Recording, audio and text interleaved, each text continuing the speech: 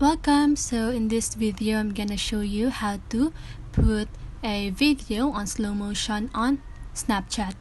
Okay, so first you want to open your Snapchat and then make sure that your account is logged into it. Okay, and then after that you want to take a video. To take a video, just long press this big circle on the center of your screen.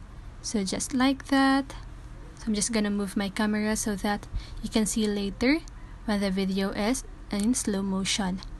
Then after that, you just want to swipe your screen to right so that we can see the slow motion option. Okay, so let's swipe it 5 times. Okay, so 1, 2, 3, 4, and 5. So here, as you can see, we have a snail logo or a snail on your screen, and that's it. Your video is now on slow motion. So if you want to save it, just click save, and that's it. I hope this video helps, and if it did, make sure to like and subscribe and hit the bell notification so you won't miss a video. See you on the next one and have a great day.